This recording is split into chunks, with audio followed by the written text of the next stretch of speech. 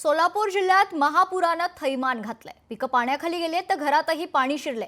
मनसे नेते दिलीप धोत्रेंकडून पूरग्रस्तांना मदत जाहीर करण्यात आली। शेतातील मका जनावरांना चारा म्हणून खरं तर वाटप करण्यात आलं आणि महापुरानं थैमान घातले आहे तर उभ्या पिकात घरात पाणी शिरले।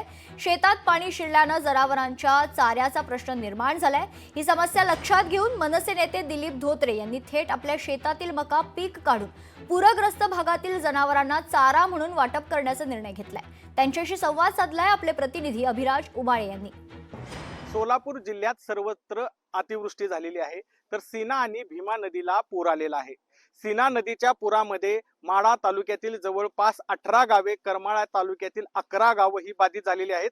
शेतामध्ये पाणी शिरल्याने जनावरांच्या चाऱ्यांचा मोठ्या प्रमाणात प्रश्न निर्माण झालेला आहे।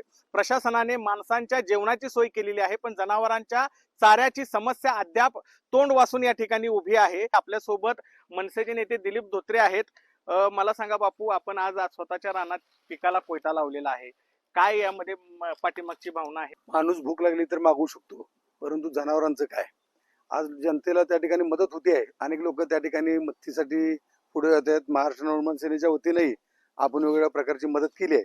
परंतु ज्यावेळेस मी 2 दिवस त्या ठिकाणी फिरत होतो, त्यावेळेस लक्षात आलं की या ठिकाणी जनावरांना चाऱ्याची खूप मोठ्या प्रमाणात गरज आहे आणि म्हणून माझ्या घरी देखील जनावर आहेत। मी शेतकरी आहे आणि म्हणून मी माझ्या करकम मधील जी शेत आहे त्यात जी 4 एकर मी मका लावली होती, ती 4 एकर मका मी त्या ठिकाणी चारा म्हणून त्या ठिकाणी देत आहे। मी आजच तिथल्या अधिकाऱ्यांशी बोलून ज्या ज्या शाळांचं नुकसान झाले किंवा ज्या विद्यार्थ्यांचं त्या ठिकाणी दप्तर, वह्या, पुस्तकं जे त्यांना सहलोपयोगी साहित्य लागेल ते सगळं महाराष्ट्र नवनिर्माण सेनेच्या वतीनं त्या ठिकाणी आम्ही देणार आहोत। त्यामुळे कुणीही काळजी करायचं कारण नाही।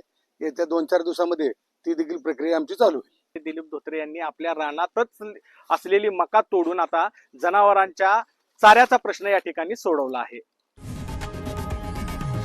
लोकशाही मराठी ऐका, पहा, जागरूक रहा।